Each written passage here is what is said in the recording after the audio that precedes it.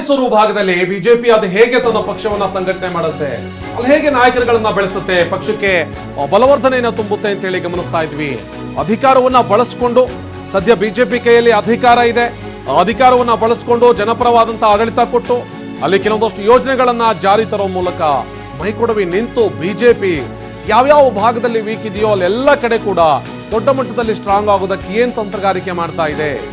ಟಿವಿ9 ನಲ್ಲಿ ಕಮಲ ಪಕ್ಷದ ಕಂಪ್ಲೀಟ್ ಲೆಕ್ಕಾಚಾರ. ರಾಜಕೀಯವಾಗಿ ಚುನಾವಣೆ ಹತ್ತಿರ ಬರ್ತಾ ಇರುವಂತ ಇಂಥ ಹೊತ್ತಲ್ಲಿ ಬಿಜೆಪಿ ಏನ್ ಪ್ಲಾನ್ ಮಾಡಿಕೊಳ್ತಾ ಇದೆ, ಬಿಜೆಪಿಯ ಪ್ಲಾನ್ ಏನಾಗಿರುತ್ತೆ, ಇದರ ಡೀಟೇಲ್ಸ್ ನಿಮಗೆ ತೋರಿಸ್ತಾ ಹೋಗ್ತೀವಿ. ಬಿಜೆಪಿ ನಾಯಕರು ಹಳೆ ಮೈಸೂರು ಭಾಗದಲ್ಲಿ ಅದು ಹೇಗೆ ಬಲಪಡಿಸ್ತಾರೆ ಪಕ್ಷವನ್ನ, ಬಿಜೆಪಿಯನ್ನ ಮತ್ತೆ ಅಲ್ಲಿ ಅಧಿಕಾರಕ್ಕೆ ತರಬೇಕು ಅಂತ ಹೇಳಿದ್ರೆ ಇಡೀ ರಾಜ್ಯದಾದ್ಯಂತ ಶಾಸಕರು ಗೆದ್ದು ಬರಬೇಕು. ಹಾಗಿದ್ರೆ ಎಲ್ಲೆಲ್ಲಿ ವೀಕ್ನೆಸ್ ಆಗಿದಾರೋ ಅಥವಾ ಎಲ್ಲೆಲ್ಲಿ ವೀಕ್ ಆಗಿದೆಯೋ ಪಕ್ಷ ಅಲ್ಲೆಲ್ಲ ಸ್ಟ್ರಾಂಗ್ ಮಾಡೋದಕ್ಕೆ ಬಿಜೆಪಿ ಏನ್ ತಂತ್ರಗಾರಿಕೆಯನ್ನ ಹೆಣಿತಾ ಇದೆ. ಬಿಜೆಪಿಯಿಂದ ಒಂದೊಂದು ಪ್ರಾಂತ್ಯಕ್ಕೆ ಒಂದೊಂದು ಪ್ಲಾನ್.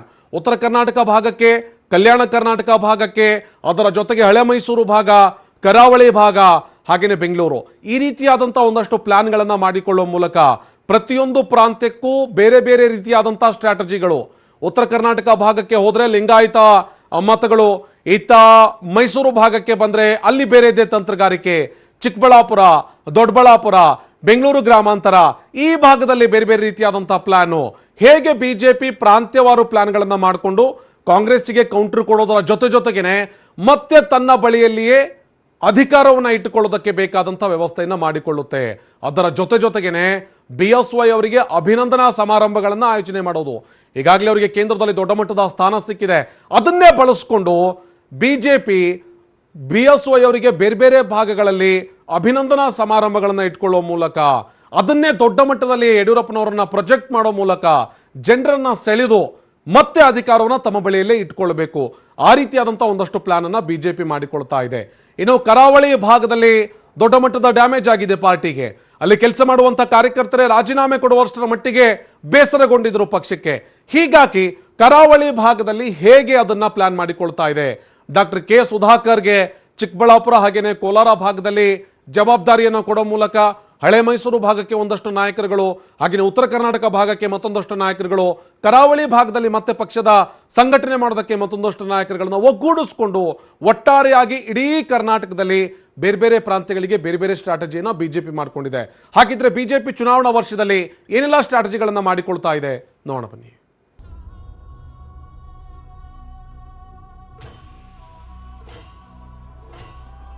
ರಾಜ್ಯದಲ್ಲಿ ಮತ್ತೆ ಕಮಲ ಅರಳಿಸೋದಕ್ಕೆ ಇರುವ ಅಡ್ಡಿಯೇ ಹಳೆ ಮೈಸೂರು ಭಾಗ. ಇಲ್ಲಿ ಬಿಜೆಪಿ ಪ್ರಾಬಲ್ಯ ಇಲ್ಲದೆ ಇರೋದ್ರಿಂದಾಗಿ ಕೇಸರಿ ಪಡೆ ಪಾರುಪತ್ಯ ಸಾಧಿಸೋದಕ್ಕೆ ಸರ್ಕಸ್ ಮಾಡ್ತಿದೆ. ಇನ್ನು ಸಿದ್ದರಾಮೋತ್ಸವದ ಬಳಿಕ ಕೇಸರಿ ಬ್ರಿಗೇಡ್ ಮತ್ತಷ್ಟು ಅಲರ್ಟ್ ಆಗಿದೆ. ಮೈ ಕೊಡವಿ ನಿಂತು ಚುನಾವಣೆಗಾಗಿ ರಣತಂತ್ರ ರೂಪಿಸ್ತಾ ಇದ್ದಾರೆ. ಒಂದೊಂದೇ ಪ್ರಾಂತ್ಯಕ್ಕೂ ಒಂದೊಂದು ರೀತಿಯ ಪ್ಲಾನ್ ರೂಪಿಸಿ ಗೆಲ್ಲೋ ಪ್ಲಾನ್ ಮಾಡಿದೆ ಬಿಜೆಪಿ. ಅದರಲ್ಲೂ ಯಾವ್ಯಾವ ಭಾಗಕ್ಕೆ ಯಾವ ತಂತ್ರವನ್ನ ಬಿಜೆಪಿ ಹೆಣೆದಿದೆ ಅನ್ನೋದನ್ನ ಒಂದೊಂದಾಗೆ ತೋರಿಸ್ತೀವಿ ನೋಡಿ.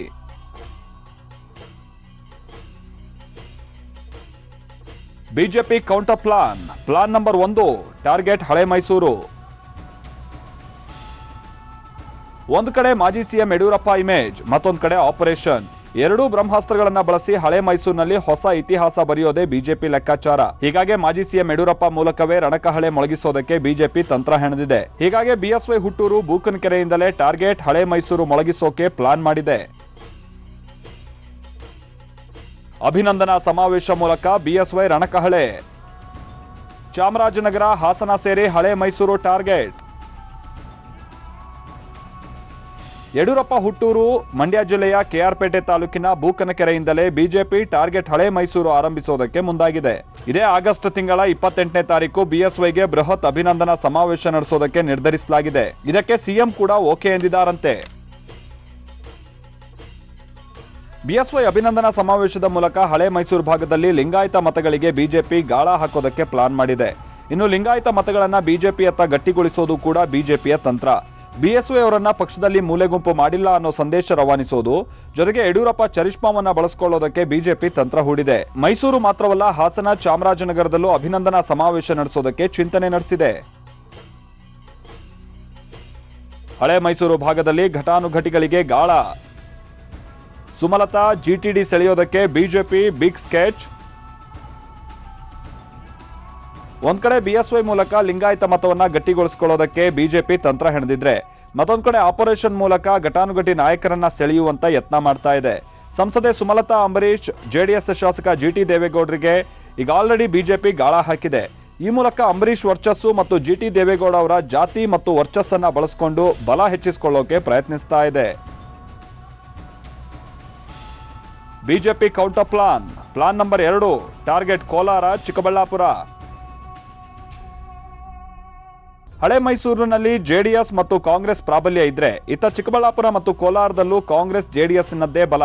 ಹೀಗಾಗಿ ಇದ್ದೂ ಇಲ್ಲದಂತಾಗಿರೋ ಪಾರ್ಟಿಯ ಪವರ್ ಹೆಚ್ಚಿಸೋ ಹೊಣೆಗಾರಿಕೆ ಆರೋಗ್ಯ ಸಚಿವ ಡಾಕ್ಟರ್ ಕೆ ಸುಧಾಕರ್ಗೆ ವಹಿಸಲಾಗಿದೆ. ಚಿಕ್ಕಬಳ್ಳಾಪುರ, ಕೋಲಾರ, ಬೆಂಗಳೂರು ಗ್ರಾಮಾಂತರ ಜಿಲ್ಲೆಗಳಲ್ಲಿ ಬಿಜೆಪಿ, ವಿಶ್ವ ಹಿಂದೂ ಪರಿಷತ್, ಬಜರಂಗ್ ದಳ, ಆರ್ಎಸ್ಎಸ್ ಸಂಘಟನೆ ಅಷ್ಟಕ್ಕಷ್ಟೇ. ಹೀಗಾಗಿ ಜನೋತ್ಸವ ಮೂಲಕ ಪಕ್ಷದ ಪ್ರಾಬಲ್ಯ ಹೆಚ್ಚಿಸೋದಕ್ಕೆ ಪ್ಲಾನ್ ಮಾಡಲಾಗಿದೆ. ಸ್ಥಳೀಯ ನಾಯಕರಿಗೆ ಸಚಿವ ಸುಧಾಕರ್ ಗಾಳ. ಜನೋತ್ಸವ ಹೆಸರಲ್ಲಿ ಬಿಜೆಪಿಗೆ ಸೆಳೆಯುವ ಯತ್ನ. ಬಿಜೆಪಿ ಸರ್ಕಾರದಲ್ಲಿ ಡಬಲ್ ಖಾತೆ ಹೊಂದಿರುವ ಸಚಿವ ಡಾಕ್ಟರ್ ಕೆ ಸುಧಾಕರ್ ಕಾಲಿಗೆ ಚಕ್ರ ಕಟ್ಕೊಂಡವರಂತೆ ಈ ಭಾಗದಲ್ಲಿ ಕಮಲ ಅರಳಿಸೋದಕ್ಕೆ ಸುತ್ತಾಡ್ತಿದ್ದಾರೆ. ಕೋಲಾರ, ಚಿಕ್ಕಬಳ್ಳಾಪುರ ಮತ್ತು ಬೆಂಗಳೂರು ಗ್ರಾಮಾಂತರ ಜಿಲ್ಲೆಗಳಲ್ಲಿ ಪ್ರಭಾವಿ ಮುಖಂಡರು, ನಾಯಕರನ್ನ ಸೆಳೆಯೋದಕ್ಕೆ ಪ್ರಯತ್ನ ಮಾಡ್ತಿದ್ದಾರೆ. ಸರ್ಕಾರಕ್ಕೆ 3 ವರ್ಷವಾದ ಹಿನ್ನೆಲೆಯಲ್ಲಿ ಚಿಕ್ಕಬಳ್ಳಾಪುರದಲ್ಲೇ ಸೆಪ್ಟೆಂಬರ್ 8ಕ್ಕೆ ಜನೋತ್ಸವ ನಡೆಯುತ್ತೆ. ಜನೋತ್ಸವದ ನೆಪದಲ್ಲಿ ಸ್ಥಳೀಯ ಮುಖಂಡರನ್ನ ಬಿಜೆಪಿಗೆ ಸೆಳೆಯುವಂತ ತಂತ್ರ ರೂಪಿಸಿದ್ದಾರೆ. ಈಗಾಗಲೇ ಹಲವು ಮುಖಂಡರನ್ನ ಆಪರೇಷನ್ ಮಾಡಿರುವ ಸುಧಾಕರ್ ಮತ್ತಷ್ಟು ನಾಯಕರ ಜೊತೆ ಕಾಂಟ್ಯಾಕ್ಟ್ನಲ್ಲಿದ್ದಾರೆ. ವಿಧಾನಸಭೆ ಚುನಾವಣೆಗೆ ಬಿಜೆಪಿ ರಣತಂತ್ರ. ಪ್ಲಾನ್ ನಂಬರ್ 3, ಕರಾವಳಿ ಕೈ ತಪ್ಪದಂತೆ ಕ್ರಮ. ಕರಾವಳಿ ಬಹುತೇಕ ಬಿಜೆಪಿ ಬೆಲ್ಟ್.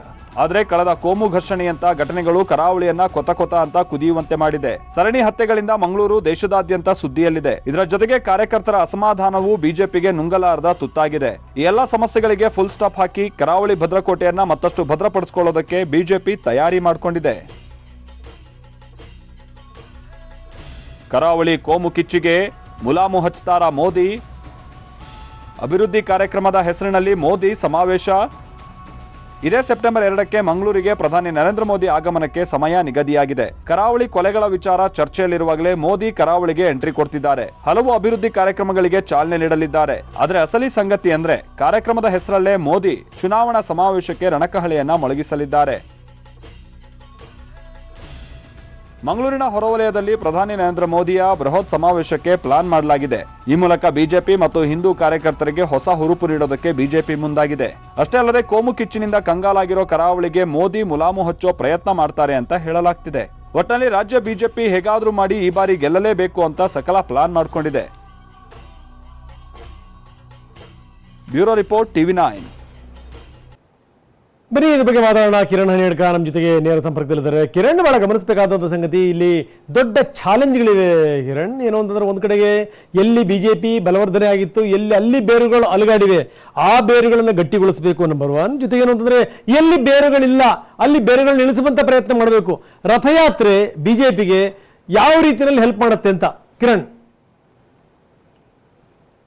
ರಂಗನಾಥ್, ಇಲ್ಲಿ ಬಿಜೆಪಿ ಹಳೆ ಮೈಸೂರು ಭಾಗದಲ್ಲಿ ಬಲವರ್ಧನೆ ಮಾಡಬೇಕು ಅನ್ನುವಂಥದ್ದು ಪಕ್ಷದ ಆರಂಭಿಕವಾದಂತಹ ಟಾಸ್ಕ್. ಅಂದ್ರೆ ಆರಂಭದಲ್ಲಿ ಕೊಟ್ಟಂತಹ ಒಂದು ಟಾಸ್ಕ್ ಅನ್ನ ಈಡೇರಿಸುವಂತಹ ನಿಟ್ಟಿನಲ್ಲಿ ಬಿಜೆಪಿ ರಾಜ್ಯ ನಾಯಕರು ಸಾಕಷ್ಟು ಪ್ರಯತ್ನಗಳನ್ನ ಮಾಡ್ತಾನೆ ಇದ್ದಾರೆ. ಇದಕ್ಕಾಗಿ ಆಗುವಂತಹ ಪ್ರಯತ್ನಗಳು ಬಿಜೆಪಿ ನಡೀತಾನೆ ಇತ್ತು. ಆದ್ರೆ ಇತ್ತೀಚೆಗೆ ಯಡಿಯೂರಪ್ಪ ಅವರನ್ನ ಬಿಜೆಪಿಯ ವರಿಷ್ಠ ಮಂಡಳಿಗೆ ಸೇರ್ಪಡೆಗೊಳಿಸಿದ ಬಳಿಕ ಯಡಿಯೂರಪ್ಪ ಮುಖಾಂತರವಾಗಿ ಹಳೆ ಮೈಸೂರು ಭಾಗದಲ್ಲಿ ಸಾಧ್ಯವಾದಷ್ಟು ನಾವು ಬಲವರ್ಧನೆ ಮಾಡ್ಕೊಳ್ಬೇಕನ್ನುವಂತ ಪ್ರಯತ್ನವನ್ನ ಈಗ ಬಿಜೆಪಿ ಆರಂಭಿಸಿರುವಂತದ್ದು. ಯಾಕಂದ್ರೆ ಯಡಿಯೂರಪ್ಪನವರ ಹುಟ್ಟೂರು ಕೂಡ ಹಳೆ ಮೈಸೂರು ಭಾಗವೇ ಆಗಿರುವಂತಹ ಕಾರಣಕ್ಕಾಗಿ ಅವರ ಹುಟ್ಟೂರಿನಿಂದಲೇ ಒಂದಷ್ಟು ಪ್ರಯತ್ನಗಳು ಆರಂಭಿಸಿದ್ರೆ ಅವರ ಹೆಸರಿನಲ್ಲಿ ನಾವು ಒಂದಷ್ಟು ಮತಗಳನ್ನು ಸೆಳೆಯಬಹುದು. ಹೆಚ್ಚಿನ ಮತಗಳನ್ನು ಸೆಳೆಯೋದಕ್ಕೆ ಸಾಧ್ಯವಾಗದಿದ್ರು ಕೂಡ ಇರುವಂತ ಮತಗಳನ್ನು ಉಳಿಸಿಕೊಳ್ಳಬಹುದು ಅನ್ನುವಂಥದ್ದು ಇಲ್ಲಿ ಬಿಜೆಪಿಯ ಲೆಕ್ಕಾಚಾರವಾಗಿರುವಂತದ್ದು. ಹೀಗಾಗಿ ಅವರ ಹುಟ್ಟೂರಿನಲ್ಲಿ ಅವರಿಗೆ ಅದೊಂದು ಅಭಿನಂದನಾ ಸಮಾವೇಶನ ಮಾಡುವಂತ ಮುಖಾಂತರವಾಗಿ ಒಂದು ಹಂತದಲ್ಲಾದ್ರೆ ಒಂದಷ್ಟು ರಥಯಾತ್ರೆಗಳನ್ನ ಮಾಡುವ ಮುಖಾಂತರವಾಗಿ ಆ ರಥಯಾತ್ರೆಯಲ್ಲಿ ಯಡಿಯೂರಪ್ಪ ಪಾಲ್ಗೊಳ್ಳುವಂತ ರೀತಿಯಲ್ಲಿ ನೋಡಿಕೊಂಡು ಆ ಮೂಲಕ ಒಂದಷ್ಟು ಹಿಂದೂ ಮತಗಳನ್ನು ಸೆಳೆಯುವಂತಹ ನಿಟ್ಟಿನಲ್ಲಿ ಮತ್ತು ಬಿಜೆಪಿಯ ಮತಗಳು ಈ ಹಿಂದೆ ಇದ್ದಂತಹ ಮತಗಳೇನಿತ್ತು ಅವುಗಳನ್ನ ಮತ್ತೆ ಪಕ್ಷಕ್ಕೆ ಸೆಳೆಯುವಂತಹ ನಿಟ್ಟಿನಲ್ಲೂ ಕೂಡ ಪ್ರಯತ್ನಗಳನ್ನ ಮಾಡಬಹುದು ಅನ್ನುವಂಥದ್ದು ಬಿಜೆಪಿ ಲೆಕ್ಕಾಚಾರ. ಯಾಕಂದ್ರೆ ಹಳೆ ಮೈಸೂರು ಭಾಗದಲ್ಲಿ ಬೇರೆ ಯಾವುದೇ ನಾಯಕ ಹೋದ್ರೂ ಕೂಡ ಬಿಜೆಪಿಗೆ ಮತದ ಒಂದು ಸೆಳೆಯುವಂತ ಒಂದು ಸಾಮರ್ಥ್ಯ ಇಲ್ಲ. ಕೇವಲ ಯಡಿಯೂರಪ್ಪ ಅವರು ಆ ಭಾಗದಲ್ಲಿ ಸಂಚಾರವನ್ನ ನಡೆಸಿದ್ರೆ ಮಾತ್ರ ಬಿಜೆಪಿಗೆ ಇರುವಂತಹ ಮತಗಳನ್ನು ಉಳಿಸಬಹುದು, ಅದಕ್ಕೆ ಒಂದಷ್ಟು ಆಡ್ ಆನ್ ಮಾಡಬಹುದು ಅನ್ನುವಂಥದ್ದು ಬಿಜೆಪಿ ಲೆಕ್ಕಾಚಾರ. ಹಾಗಾಗಿ ಈಗ ಯಡಿಯೂರಪ್ಪ ಹೆಸರಿನಲ್ಲಿ ರಥಯಾತ್ರೆಗಳನ್ನ ಮಾಡುವಂತಹ ಮೂಲಕ ಅಂದ್ರೆ ನೇರವಾಗಿ ಬಿಜೆಪಿ ರಥಯಾತ್ರೆಯನ್ನ ಮಾಡದಿದ್ರು ಕೂಡ ಸಂಘ ಪರಿವಾರದ ಇತರ ಸಂಘಟನೆಗಳ ಮುಖಾಂತರವಾಗಿ, ಅದು ಇತರ ಹಿಂದೂ ಸಂಘಟನೆಗಳ ಮುಖಾಂತರವಾಗಿ ಒಂದಷ್ಟು ರಥಯಾತ್ರೆಗಳನ್ನ ಆಯೋಜಿಸಿ ಅಲ್ಲಿ ಯಡಿಯೂರಪ್ಪನವರು ಮತ್ತು ಬಿಜೆಪಿ ಮುಖಂಡರು ಪಾಲ್ಗೊಳ್ಳುವಂತ ರೀತಿಯಲ್ಲಿ ನೋಡಿಕೊಂಡು ಆ ಮೂಲಕ ಹಿಂದೂ ಮತಗಳನ್ನ ಕ್ರೋಢೀಕರಣ ಮಾಡುವ ಮುಖಾಂತರವಾಗಿ ಹಳೆ ಮೈಸೂರು ಭಾಗದ ಟಾರ್ಗೆಟ್ ಅನ್ನ ಫುಲ್ಫಿಲ್ ಮಾಡಿಕೊಳ್ಳುವಂತ ಲೆಕ್ಕಾಚಾರವನ್ನ ಬಿಜೆಪಿ ಹಾಕೊಂಡಿದೆ ರಂಗನಾಥ್. ಓಕೆ, ಧನ್ಯವಾದ ಕಿರಣ್ ತಮ್ಮೆಲ್ಲ ಮಾಹಿತಿಗೆ. ಸೊ ಅಂತೂ ರಥಯಾತ್ರೆ ಏನಿದೆಯಲ್ಲ, ರಥಯಾತ್ರೆ ವಿಚಾರಕ್ಕೆ ಸಂಬಂಧಪಟ್ಟಂಗೆ ಎರಡೂ ಪಕ್ಷಗಳು ಈಗಾಗಲೇ ಸಾಕಷ್ಟು ಪ್ಲಾನ್ಗಳನ್ನು ಮಾಡಿದೆ. ಆ ಪ್ಲಾನ್ಗಳು ಎಷ್ಟರ ಮಟ್ಟಿಗೆ ಫಲ ಕೊಡ್ತವೆ ನೋಡಬೇಕು. ಇನ್ನು